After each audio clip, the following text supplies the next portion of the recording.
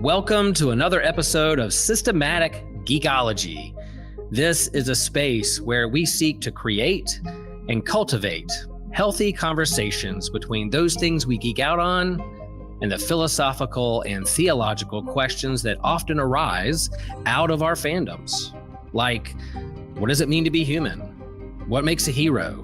What makes a villain? How do the stories and narratives we geek out on shape how we live in the world? We are your priest to the geeks.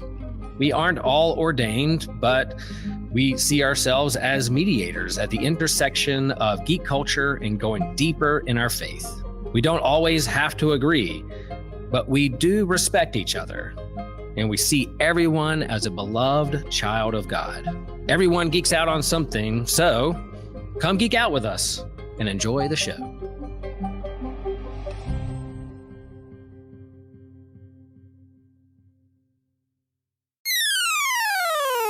This show is a proud member of the Anazal Podcast Network. Is the Odyssey the last movie in the Let's Get Matt Damon Home cinematic universe? And what are our thoughts on that Doomsday trailer, which finally dropped this week? Hello, this is Systematic Geekology. We are the Priest of the Geeks, and I am one of your geekologists, Kevin Schaefer, here with Evan and Jill.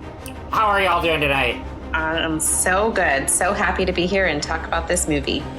Oh, this is one I've been anticipating all year. Like, I think even more so the discussion than, well, maybe not. Like, the movie itself was like my most anticipated all year, but I knew I was going to be so excited just to do the Aftermath podcast on this.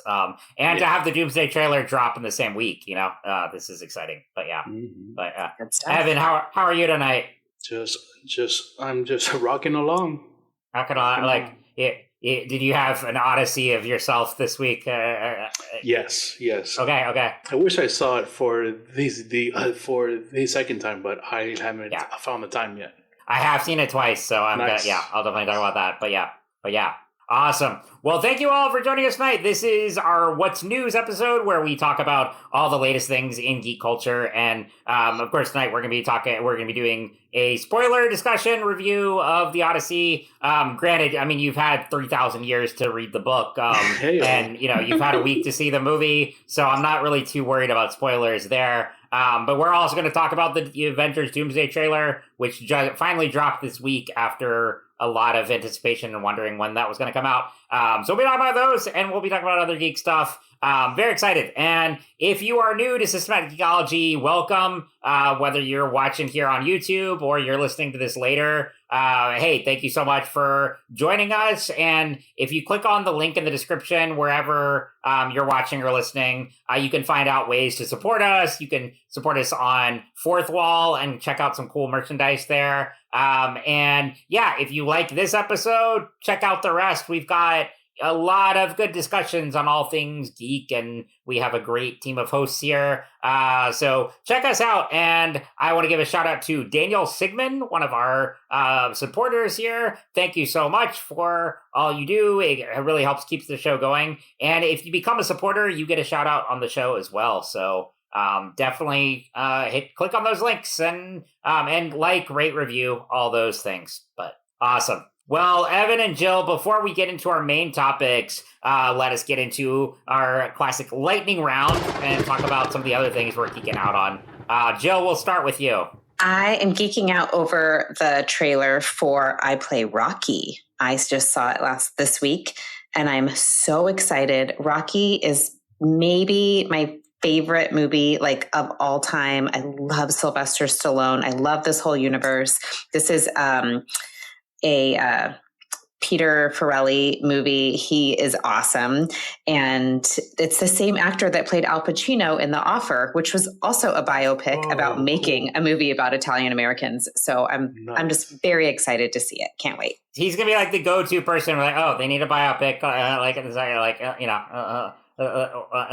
trying to think what they would do next. But it is uncanny how much he looks and sounds like Stallone. Like I almost thought, I'm like, did they do like a de-aging? Like that's how right on point it was. But that does look really good. I mean, I know you're a huge Rocky fan. Like, I mean, I love Rocky too, but like we did our Ryan Coogler episode, and you had infinitely more knowledge about the Rocky universe than I did, so it was fascinating. But yeah, but I know it's a weird obsession. So, hey, it's, I mean, we all have, like, I think it's fascinating, but it is a fascinating franchise in terms of, like, you know, they made all the original ones they made, then rebooting it with Creed, and, you know, the, like, going from this, like, whoever thought that it would go from this one, you know, underdog movie to one of the biggest franchises of all time.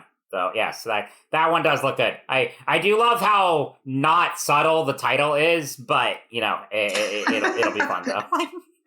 Right. I was just like, I was just trying to think of like alternate title, thinking of like some kind of underdog thing, but they're like, nope, I play Rocky. That's the movie. But that's it. Yeah, that'll be good. When I saw the trailer for it, I was reminded of The Shame, because I've never seen not one of the films. Really? I think I saw some of the first one at some point when I was a kid, and then I saw some of the Creed.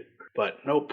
I don't have any knowledge of it. Shame on the number. Well, this can be your introduction, and then you'll be very interested and want to go binge all of it. Bingo. There you go.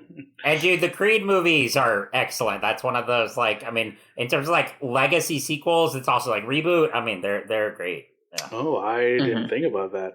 Yeah, a legacy sequel. Yeah. Cool, Sweet. Cool. Excellent pick, Jill. Evan, what about you? What else are you kicking out on? I'm doing the Clayface trailer that just that literally just dropped a couple hours ago. Yep. I've seen that a few times, and my first thing was I'm going to be watching it like this because that's how I watch a pig scene in the Odyssey, and that's exactly what's going on too. And I was like, oh dear Lord, I don't want to sit through this. But that, and I'm watching the neighborhood-friendly Spider-Man on. Great series! Yeah, it's fun. It's super fun. Like, I like all the little twists on the characters and stuff, and the animation is super fun. Mm-hmm. It's really cool. That was one series. Like, when I remember when they originally announced it, they said it was going to be like the Tom Holland Spider-Man year one kind of thing. Yeah. And then they pivoted and made it its own thing. But I'm actually really glad they did it because they're less tied to continuity. And I mean, Coleman Domingo as Norman Osborn is fantastic. I mean, they're like, there's a lot of great voice talents in it. But yeah, I like that it's its own thing. And it's still, I mean, it can still kind of fit within the MCU, but it's also not in the same Earth. And I just like it's a great show. Yeah, I'm very excited for season 2. Is this on Disney Plus? Oh, that's right. Mm-hmm. It is, yeah. So it dropped, I want to say like 2 years ago, maybe. It was like year two, like around the same time as X-Men 97, and now season 2 is coming out. What is it like? Is that next month or 2 months? Something like, it's coming up. It says coming soon, yeah. Yeah, because 97 season 2 has like a couple more episodes, and then Friendly Neighborhood comes up after that. Perfect. But so it's only, I mean, the only disappointing thing is that me and Christian have had this conversation multiple times of like TV today, even animation, they're like 10 episode seasons, so it flies by, and it should be longer, but it's still really good. Yeah, so I definitely recommend that one. But excellent choice. For me, so this weekend I'm going to GalaxyCon here in Raleigh and a Noah Khan concert. So I've been geeking out on like both very different things, but yeah, I mean, like I've been playing Noah Khan nonstop along with like Olivia Rodrigo and Gracie Abrams, like all the like pretty like sad music, but also pop and all that. You know, like that's kind of my jam lately. Gracie. Oh yes, yeah. J.J. Abrams' daughter, yeah. Yep. But, wait, what? I didn't know that. Yeah. Mm-hmm. Yep. No way. Yeah. Cool. Yeah. So like that. I got that concert on Saturday, and then I'm going to GalaxyCon Friday and Sunday. So very excited for all that. There's some really good creators that'll be there, and celebrities as well. So I'll talk more about it in the post con on the next episode. But very excited for that. So it'll be a good weekend. But yeah. Cool. Very awesome. Cool.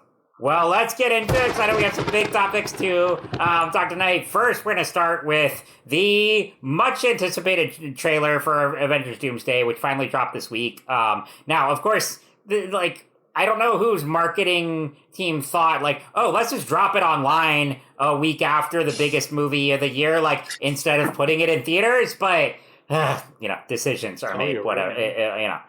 Because I'm sure Nolan would have been. I mean, yeah, Disney's up like, especially with Downey in it and all that. Like he would have been fine having it come with the Odyssey or something else. But anyway, you dropped on a Monday, so I would have preferred it more than the mother. The freaking mother. Oh, trailer. that other mommy movie. Yeah, Jill? Did you see that trailer when you saw Odyssey? That Jessica Chastain No, because I got movie? there right as the movie was starting. Got it. You freaking dodged a bullet. It was like this, a bit like this movie with Jessica Chastain where she plays like a mom, and then she has like some kind of demon clone, and so who's terrorizing her family, and it's just called The Other Mommy. But I mean, it looks like very typical fun October horror kind of movie, but it was a very weird one to place with the Odyssey. Yeah, other than, Jessica Chastain has worked with Nolan before in Interstellar, but still, it felt weird alongside like Dune and some of the others. But yeah, that one. It made my dad jump because I saw it with him the second time, and we saw it in IMAX, and he's not a horror guy, and so he was like, "Oh man, that looks creepy." I was like, "Yeah, I don't know," but it was an odd one. But I think I agree. I think this one would have been better. Evan, you and I have talked about Doomsday, but Jill, I don't know if we've talked about much. So where do you kind of stand in terms of your anticipation or lack thereof? I don't know, for Doomsday, and your just thoughts on the trailer as well.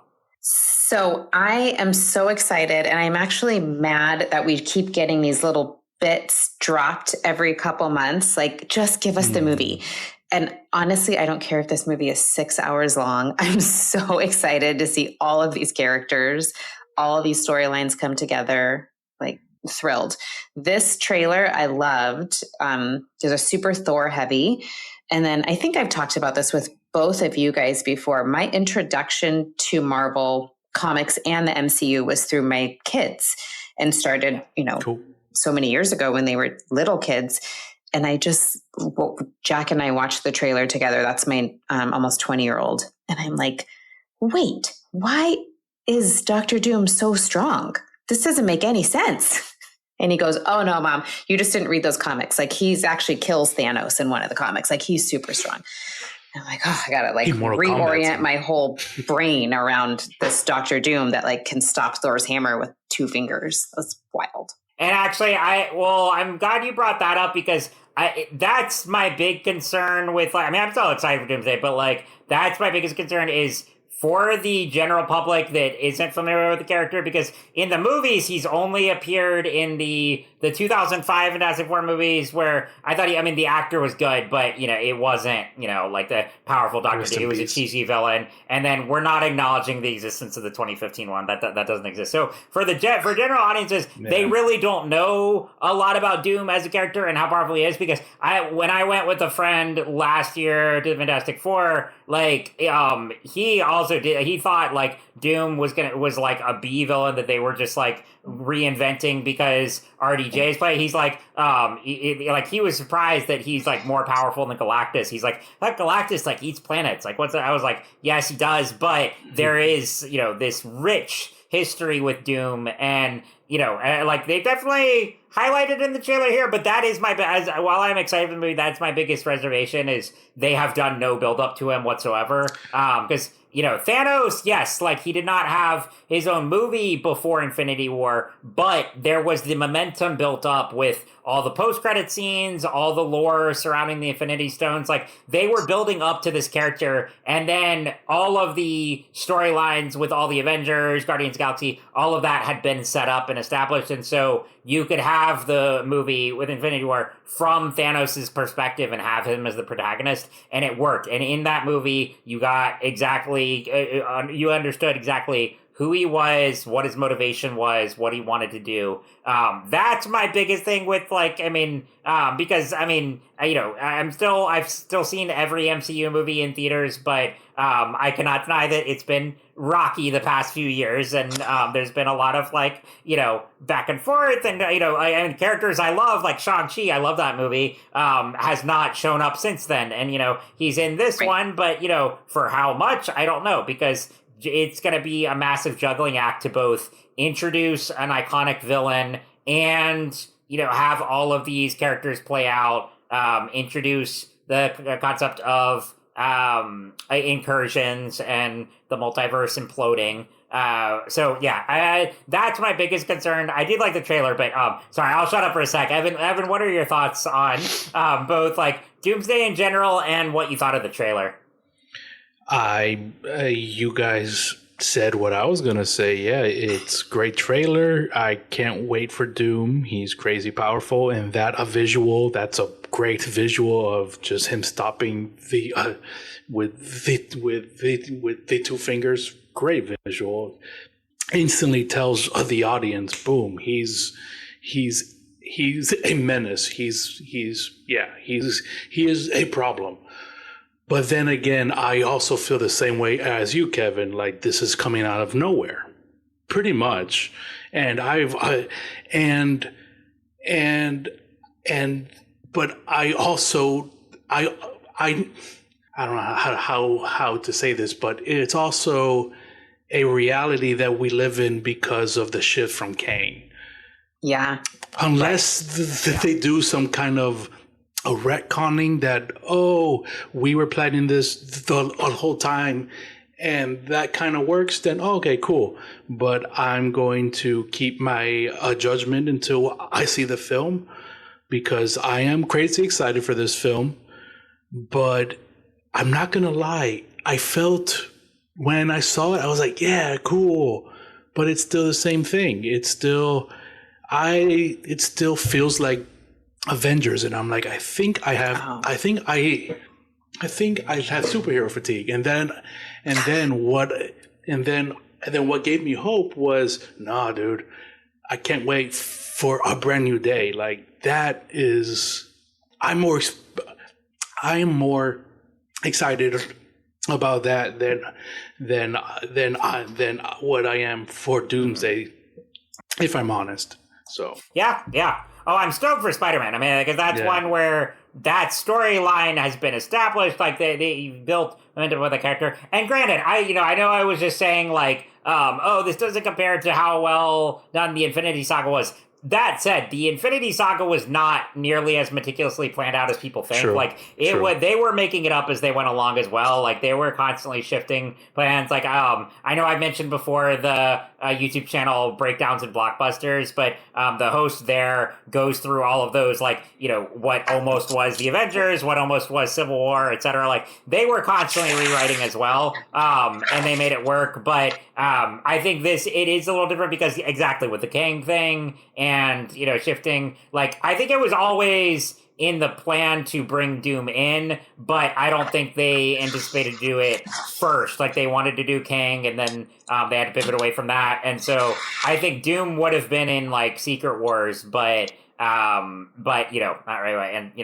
And this is just my, I know I don't write for Marvel, and they're Kevin Feige's not listening to this podcast, but maybe we can hope. But I think of how cool it would have been if they had done an entire Doom movie before this that was an adaptation of the Ed Brubaker books of Doom miniseries, which is one of the best village and origin story comics of all time. And you could have it entirely from his perspective. You don't even need the Fantastic Four are hardly in it. Like, that would have been a great story, and then do the big Avengers crossover with Doom to build them up. But that said, they do a great job in this trailer of establishing, no, this is, like you said, a terrifying villain. Not only that, but it's when they're talking about the threats here and Thor saying, we need a miracle, I think he's referring more to the fact that incursions are coming and the multiverse is about to die. Doom is more an instigator, and he's going to try to take over. So I think there are multiple threats here. Jill also, okay, because I'm wearing my X-Men shirt. Like that was my biggest, like delight here, seeing them all in their glorious '90s costumes. But yes, oh my gosh, so good. Were there other than Doom? Like, were there any particular characters or teams here you were just like, yes, like, I mean, so excited to see? Well, I think everyone knows in the group that I'm like a big Magneto fan. So seeing him and Professor X, like those are my favorite characters. I'm very excited to see what happens there. Although I need timeline. I'm going to need someone to lay it out for me because I thought Professor X was dead in this world. We grieved for him and Logan. Same here. It's a little confusing for me. That's okay. I dropped the trailer in a work channel the other day, and my boss was like, I haven't watched all the X-Men movies, do I need to? And I just said, I was like, okay, I love the X-Men movies, but it is the most confusing, convoluted timeline in, I think, any movie franchise, like maybe even more so than Terminator. So I don't even know if you need to if you try to wrap your mind around the logic of like Xavier dies but he comes back, but then he's like your head's gonna hurt. Like I've tried before too. There's not like even with because that was the whole point of Days of Future Past, was they were trying to bridge everything, like create a new timeline there, but then they still had inconsistencies with going forward with Apocalypse, and then with Logan, like none of it lines up. I just kind of almost view them as individual, and there are theories too that the reason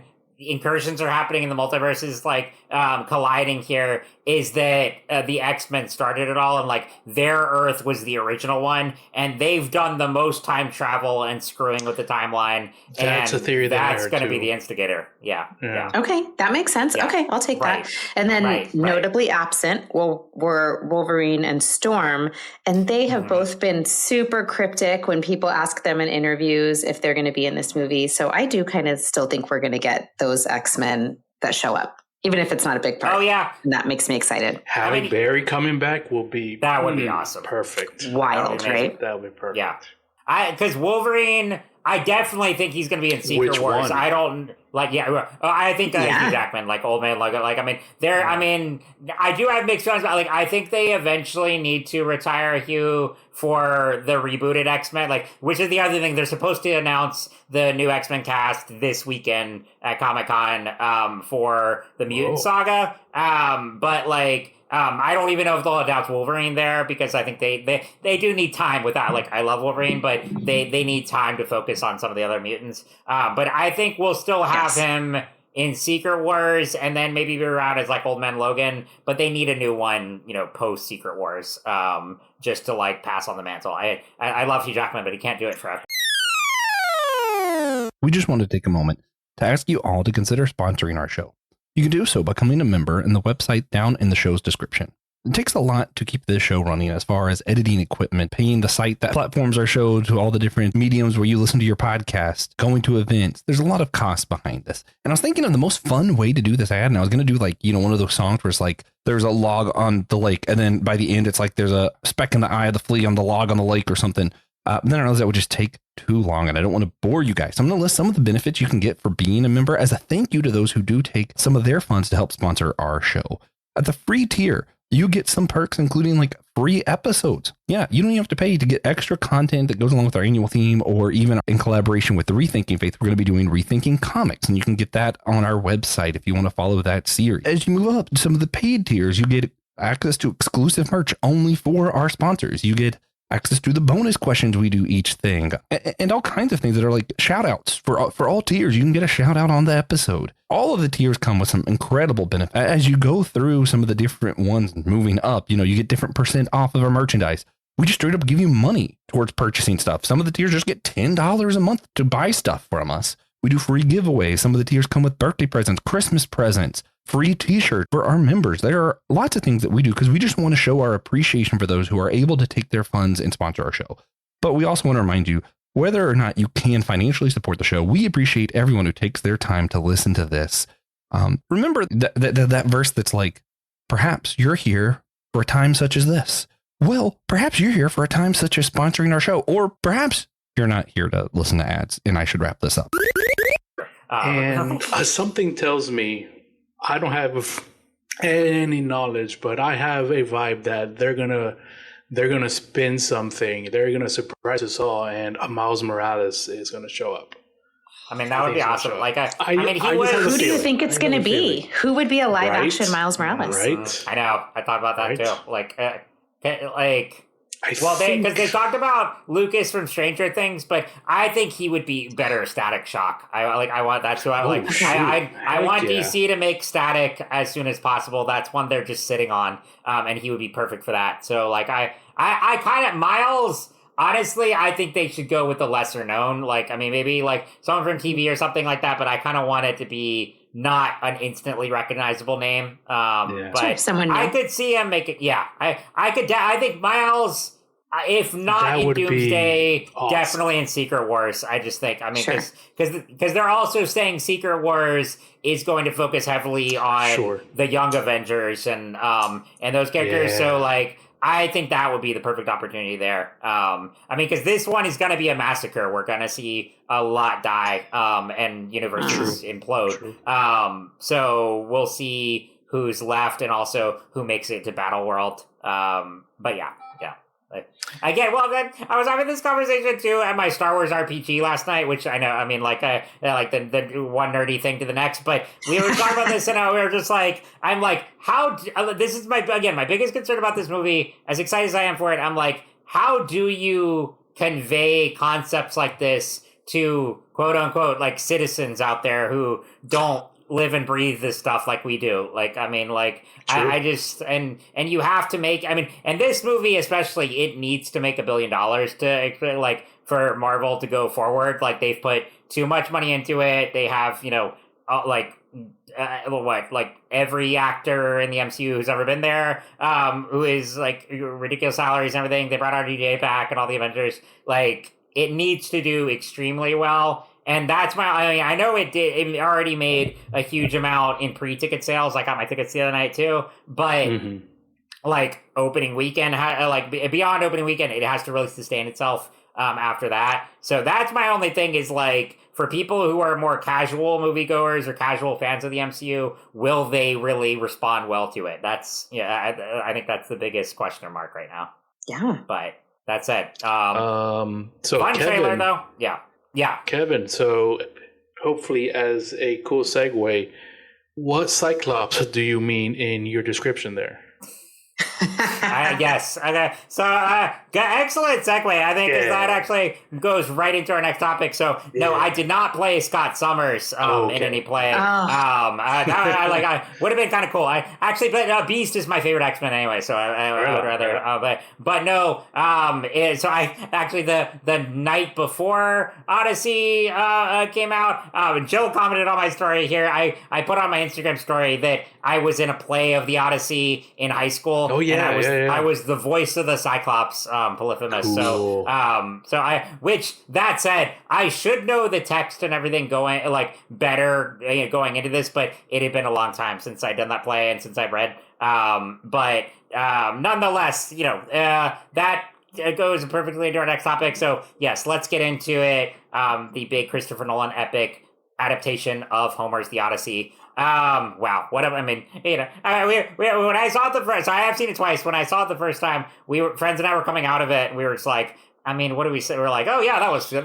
Like, I mean, like, we were just like, I mean, we were just breathless in terms of how, what a spectacle it was. What an experience. I want to hear from y'all so I have a 2-part question to start this conversation. So talk about what was your background with Homer's The Odyssey. Like I said, with mine, it was the play, and I had read in high school the year before that. But what was your background with that? And also, what's kind of your background with Christopher Nolan films in general? Are you a fan? Because as big a director is, I know that, there are still critics of his too, people who aren't as big super fans, and that's totally valid.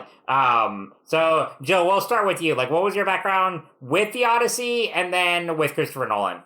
So I read The Odyssey fairly recently because my daughter was reading it in high school, and I try to just like if they're interested in something, I'll get interested too.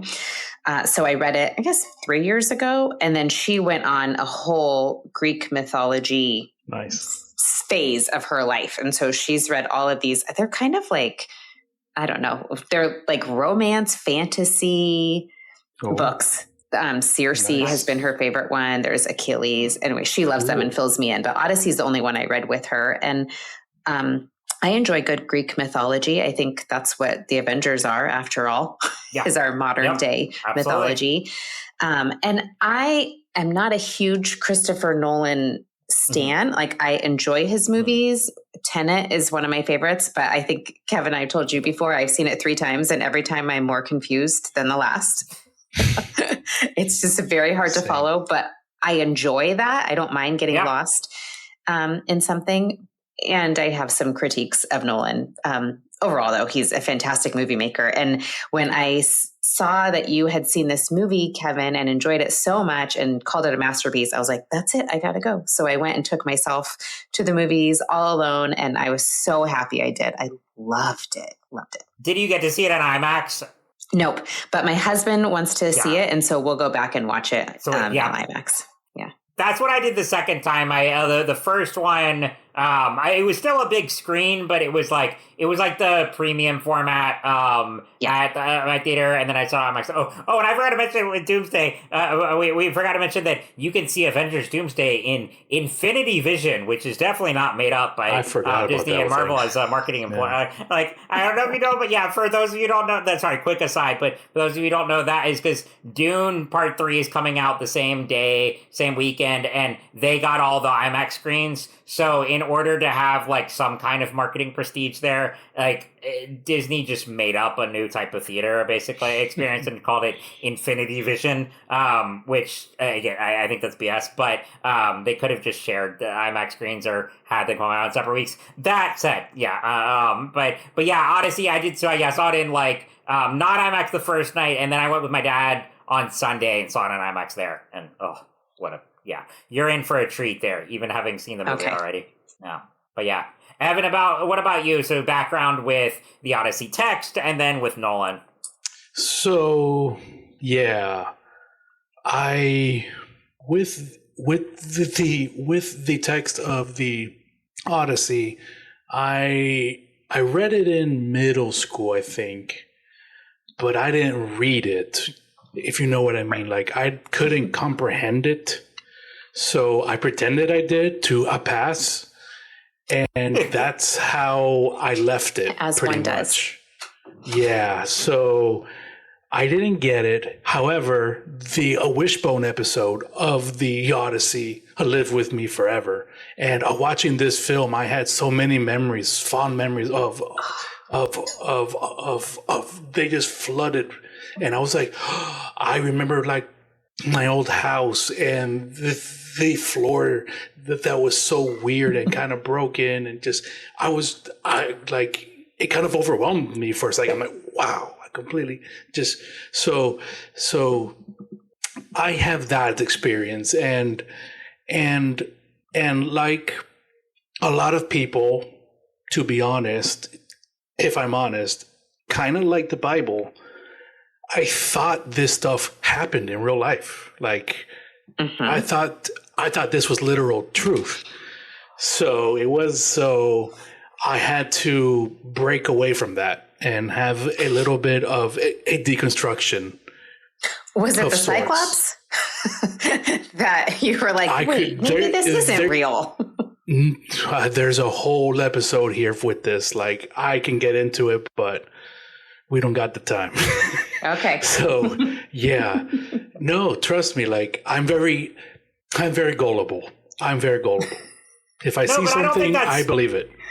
I don't think that's gullible though. Like, that's the fascinating thing about mythology, and I hope like the power. Sorry, Joe, go ahead. No, I was just going to say, there are grown men on the internet right now arguing with professors, PhDs in Greek mythology, saying Helen of Troy was real, and how dare she be played by a black woman? Yep. Like, well, she hatched out of an egg. Yeah. And that's not real, and her dad was a swan. And so that is what I'm talking about. I used to be that person, And then I realized I was like, hold on. So I went back and I did my legwork. And Good. I would love to read it again and see how my adult brain will process it. Because when I was just like, oh, hold up, like the cognitive dissonance was massive. I was like, wait a minute. So that's cool.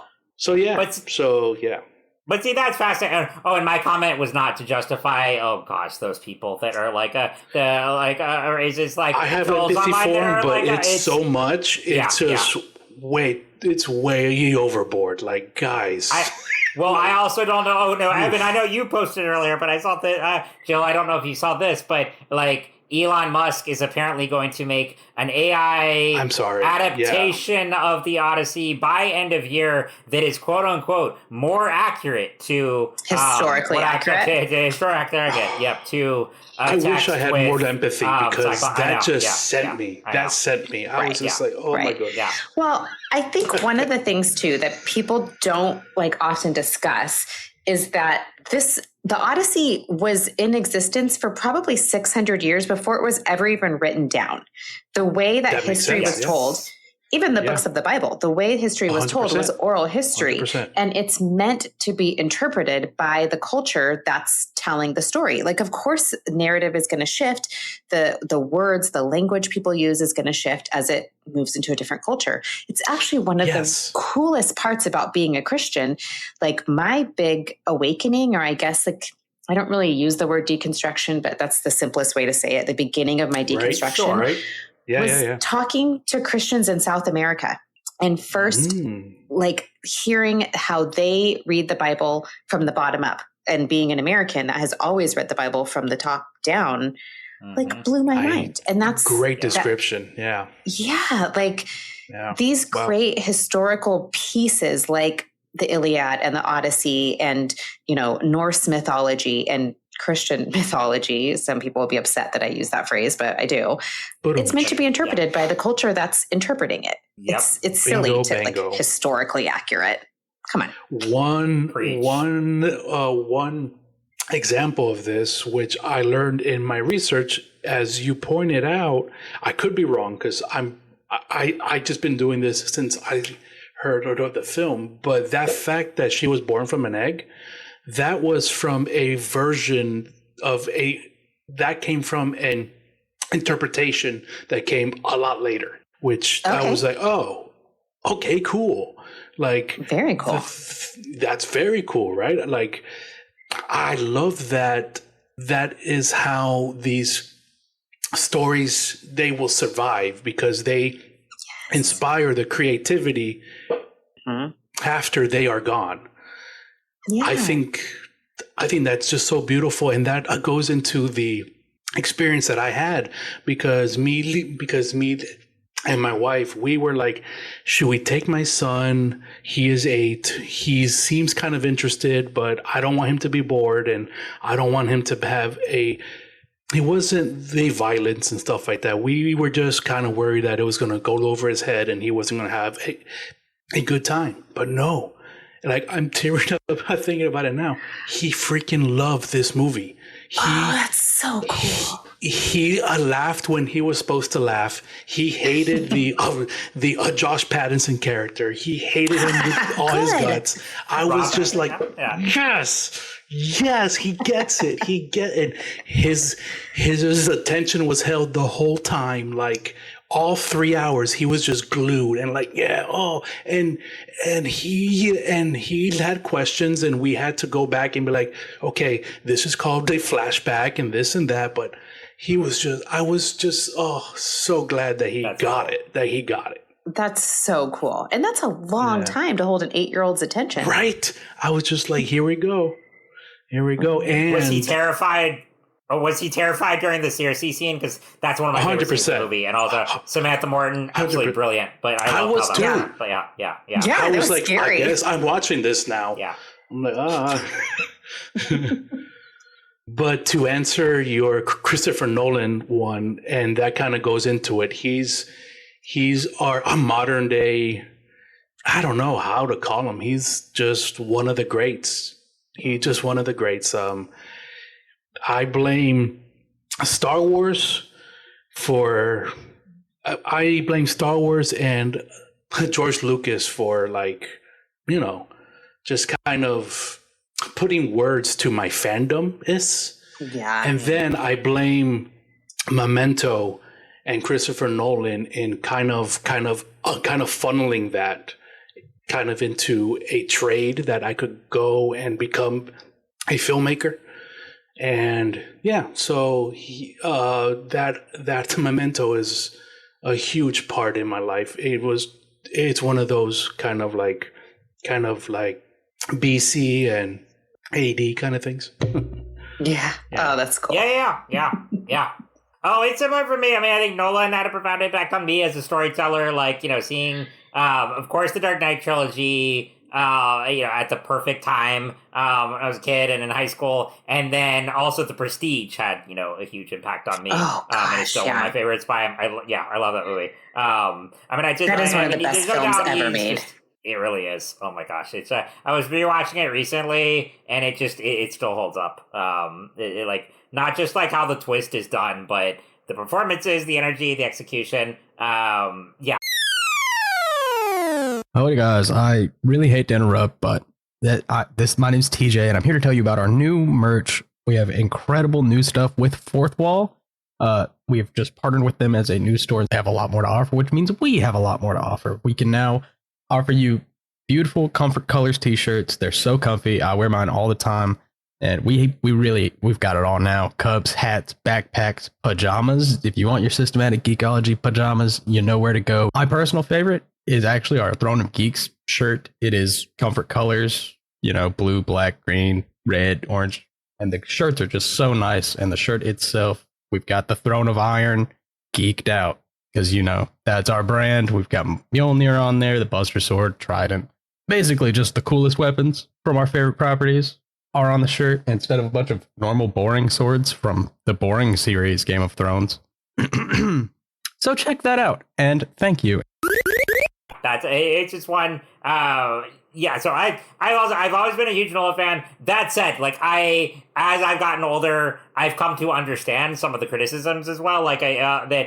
Particularly his characterization of women characters has not always been stellar. He usually casts amazing actresses, but I saw a meme the other day where it was going through Nolan's filmography. It was like, the wife is dead, the wife is missing, the wife is gone. And I was like, yeah, that's pretty accurate. And I do want to talk about that too. Because I think this movie, not only is it obviously an epic portrayal of an epic adaptation of the text, and like we were talking about the ways that Homer has influenced comic books and modern mythology, all of that is there. But I think this is also an excellent depiction of PTSD, and it really zeroes in on the emotional impact of the character. And it's not portraying Odysseus as an unflinching hero in any way. It's a really complex portrayal there. But I do want to talk about how it portrays some of the other characters as well, and what we thought of that. We can get into that first, because who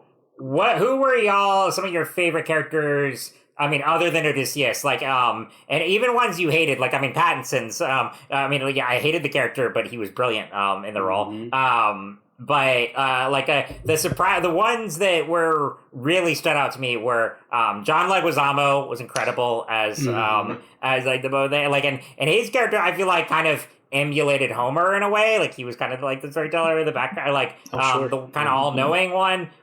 He was incredible. I love Samantha Morton in the role of Circe, and how that entire scene done as this mini body horror film was brilliant. But Jill, what did you think of the portrayal of some of the other characters, like Penelope, Telemachus, any of the myriad of supporting characters? Yeah, I think give Anne Hathaway the Oscar right now. She got snubbed for Les Mis, so just give it to her for this, and that's fine. Yep. Brilliant portrayal. I think that character was written really well, and I just think she knocked it out of the park. I loved Penelope. The surprise one for me was Himesh Patel. He loved excellent. His character. Same. I didn't know that he was the main character in that movie Yesterday. Do you know that film? I didn't know that was him. I was like, whoa. Yeah. Oh, sorry. No, that's okay. Great pick. Yeah. Yeah, I loved it. And I really liked the Travis Scott character. Not that it stood out that was such a great acting performance, but I think the brilliance of having the storyteller, because as I said, this is a story that's meant to be orated, and having a popular rapper and then kind of tying in that rap takes its history from this oral storytelling tradition that is African, specifically West African. It just was really cool. I loved his character and seeing him there. And that it opened with him. Yeah. It's brilliant. I mean, it opened and it closed with him because he did the closing credit song too. And then Agamemnon, I didn't see, you didn't see his face hardly at all, but that was the most badass costume I have ever seen. From the back with the spine, coming down off of the helmet. That was so cool. That actually is the visual that's going to stick with me the most. Benny Safdie in that role, that was that was pretty great. I loved your meme there of the I knew who this was before he even took off the mask and had the Squidward meme there. But exactly. Yep. I was thinking too. It's rise to the presence of Dark Helmet. as soon as he comes out, that too. It was just great. Yeah. But all jokes aside, that was a terrifying portrayal, and also the way they did the Hades scene when him and Sinon and the others resurrect and give this climb out of that dark sand. Oh my gosh, that was so cool. Mm-hmm. And with Lupita Nyong'o not just playing Helen, but also her twin sister, and that when they do the flashback image of how Agamemnon is killed, that was, again, she, even though she doesn't have a ton of screen time, she, the way she did that performance there when she betrays Agamemnon and kills him, I was jumping out of my seat. There's a whole spin-off series right there. Absolutely. I could watch a show with that. Absolutely. And that brings me to John Bernthal. I love how he was just John Bernthal, and that still kind of worked. I was okay, I know. Cool. I know. Yeah, he's the Punisher in everything, and that's fine. Yes. Yeah, I was okay, cool. My picture of meeting him is up on my wall there, but yes, I will go to bat for Bernthal every chance I get because he was also the nicest guy when I met him. So my friend saw as soon as he came on screen, he was like, "Oh, that's your boy there." I was like, "Yep, yeah." He's the guy. But yeah, but that brings an interesting point too because there was definitely a fusion of, I would say, modern sensibilities and classic, very much in the performances. So I'm thinking. Anne Hathaway and Robert Pattinson, for instance, you could have had them in a classic Shakespeare play in this. They had that kind of even their dialogue was a little more classic, histrionic. It was great there. And then something like Bernthal's felt more modern, but it didn't feel like it was in another movie at the same time. You know, it was a perfect blend of all these styles and influences, and it all worked. Yep, it was not out of place. Holland was great. Tom. Yeah. Holland, he was. I thought he was just going to be he's just there to bring in the younger kids, but no. Right. Oh man, the scene with the dog where he finally dies at the end. I'm never going to forget that scene. That scene is so I can't put to words, but the way they have the restraint, because if he went in to guns blazing, so to speak, like he did with the war and the Trojan horse, he probably wouldn't be the king, or the son wouldn't be there. So he had to restrain himself, and he learned the lesson to not do that Trojan horse again. And to me, a film is its ending, but to me, that is right there was when half the movie, like in Oppenheimer, there's a clear division of before the bomb and after the bomb, and here was just before the war's over and after the war's over, and then the two the two kind of lessons that the protagonist was trying to learn. And I just thought it was so freaking effective. It was. And I love that you use the word restraint, because it's also how do you say Tom Holland's character? Telemachus? Telemachus. I always get those two. Telemachus. No, his restraint. Because the second the dog died, he knew in his eyes that's his dad, but he wasn't going to blow the cover because he had just spent that time with John Bernthal. And he said, if you do see your dad, tell him come in the back door. Don't come in like Agamemnon, because that doesn't work out. I just it was so beautiful. That restraint, it's the perfect word, and played so well on both of their faces. Perfect. And the first thing that I thought of when I was experiencing that scene, this is the lesson that they were trying to teach with Luke Skywalker. That's kind of what I was thinking with the grumpy old Luke Skywalker. I think they were trying to, in their own way, they were trying to teach that a restraint, Mm-hmm. Yeah, which was never Luke's strong suit. Right.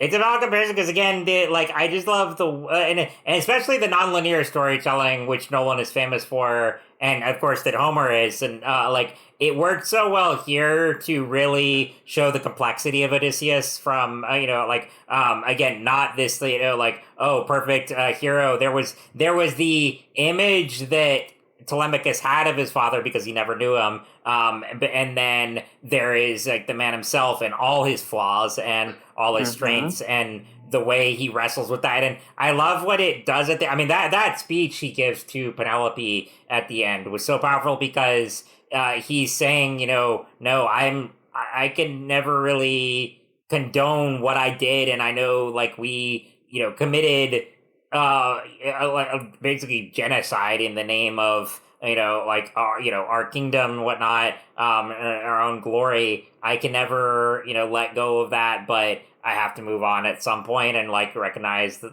how flawed I am. I mean, that's a really just watered down version of what he actually says. But it's that scene is just going to stick with me for so long.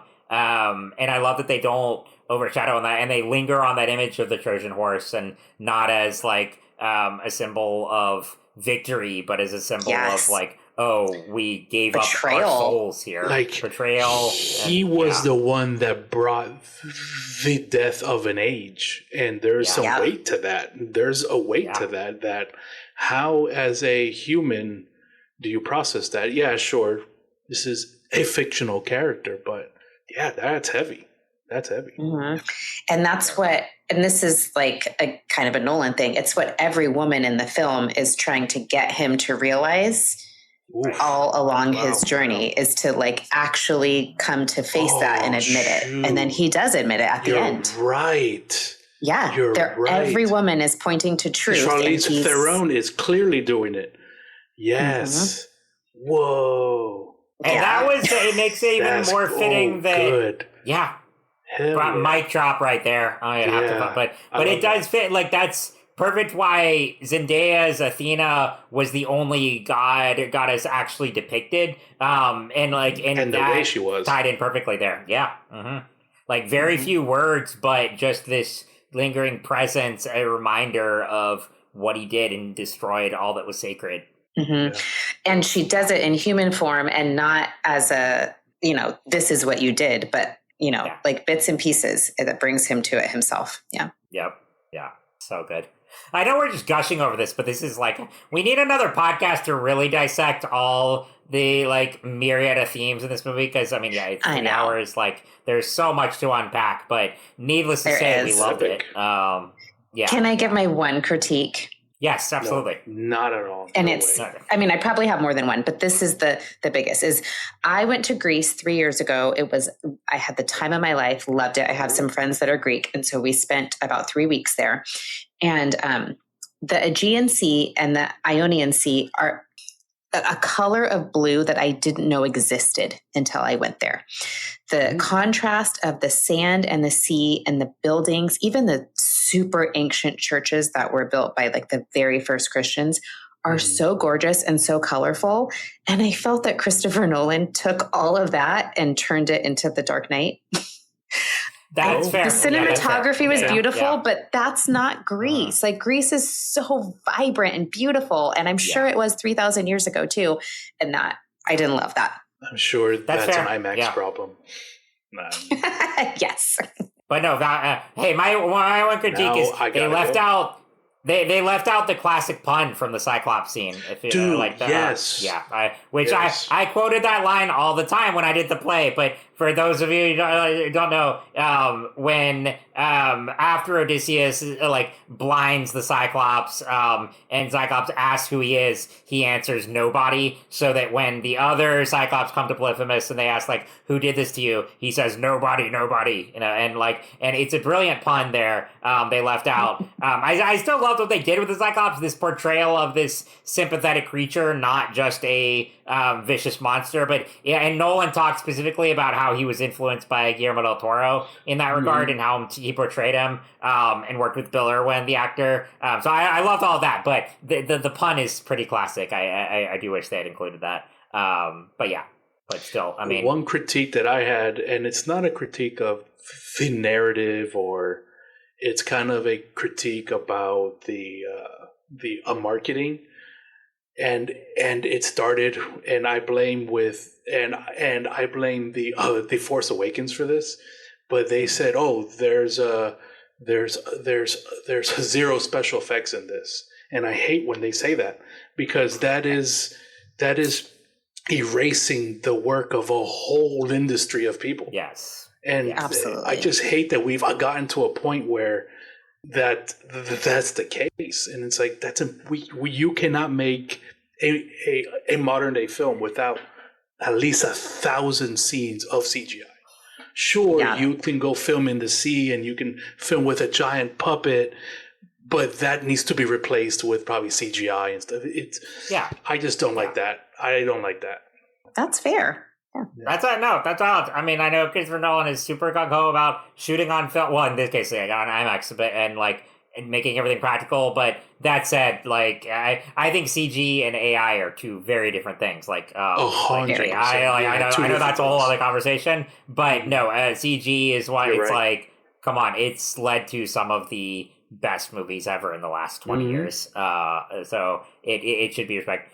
It can be overused, and like a lot. There's actually a video recently about like why is like CG like look bad in a lot of movies today. That was actually on Breakdowns and Blockbusters, so that's worth checking out. There are. But nonetheless, I agree. Writing it off as like this whole, I have a problem with that too. So I agree, but. Cool. All in all, well, I know we're wrapping up here. We'll definitely be discussing Odyssey more because there's way too much to discuss. Real quick before we go, anyone want to have a quick recommendation? Either you can, say Odyssey or something else. I'll shout out really quick in light of Doomsday. Read Books of Doom. That was the Ed Brubaker comic I mentioned earlier. That's the best Doctor Doom origin book out there. Jill, do you have any you want to shout out? I'm definitely going to check that out. Let's keep the John Bernthal love going. And this is a little bit late, but Gary, which was a one-off episode. That's right. Spinoff from The Bear. I think that's some of his best work. So I suggest that. Excellent. Evan, what about you? I would say go watch the Wishbone episode of this. That's a fun... Yes. Fun, nostalgic trip if you grew up with that. I love it. Well, Jill, Evan, this has been fantastic. I know we could keep going on and on, but we got to be nice to Joshua, who is our wonderful editor, producer, and leader of the show. So we're going to bow out, but we will be discussing all this in more detail. There's plenty more to discuss on Doomsday, Odyssey, so stick around. Thank you all for joining us, and remember, we are all a chosen people, a geekdom of priests. Take care. Bye.